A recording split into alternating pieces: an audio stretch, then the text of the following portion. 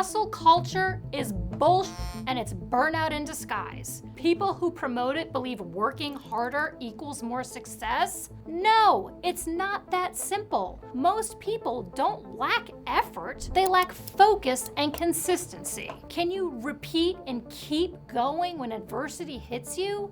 That's what breeds success. In this video, I'm going to share what I've learned helping founders break the hustle cycle and focus on what matters the most. I'm Trisha Shortino, the CEO of BELAY, an Inc. 5000 company built entirely on delegation. I started as a VA, now I run the company. For years, I was the bottleneck. I wanted to feel essential, and that mindset had to shift. You can't reach 10 million without systems. You're definitely not reaching 50 or 100 million without systems. Systems create safety for you and for others. So let's examine hustle culture and how to break it.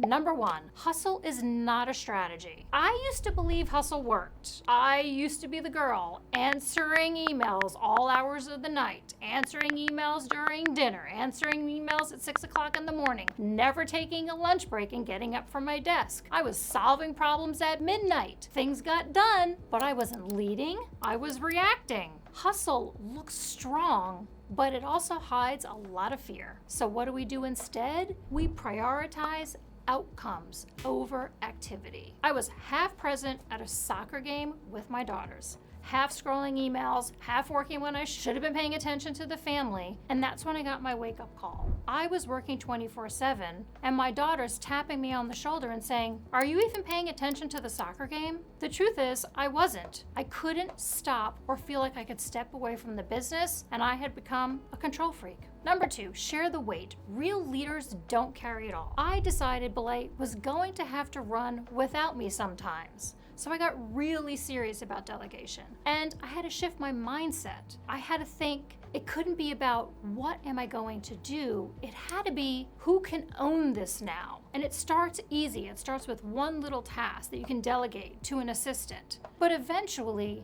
you're training a team of leaders to think how you would. You trust them to lead. And if you're tired, the truth is, you're probably not delegating enough. What to do instead? Build your replacement muscle, one hire at a time, one teaching moment at a time. Sarah Blakely from Spanx completely stepped away pregnant while she was growing her business, and that was by design. Number three, it's not just about time, it's about trust. Delegation isn't dumping tasks on people, it's transferring ownership, and that requires trust. And trust is hard. For leaders like me, transparently, I was a control freak, and control was a safety net. So I kept things for longer than I needed to, but control caps growth. And if you want to scale, you must be willing to not be the bottleneck. What you need to do instead is you need to document decisions right, stop being the escalation point to everything, and make it clear who owns what,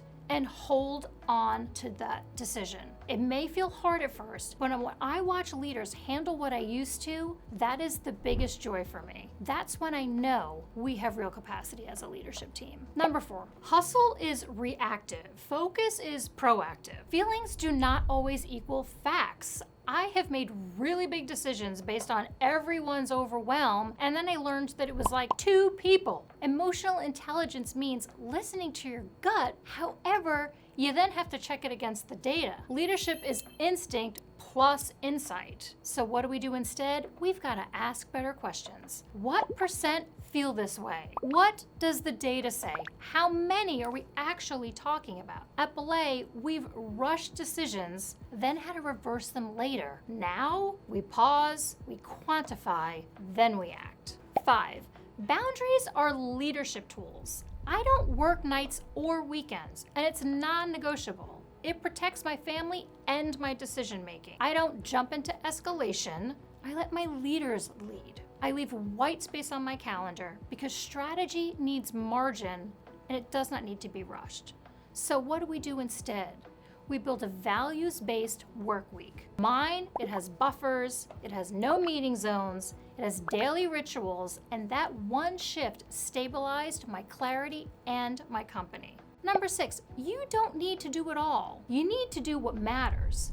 Every founder faces this fork in the road. Do I keep grinding, or am I going to build something different that is sustainable? BELAY didn't scale because I kept hustling harder.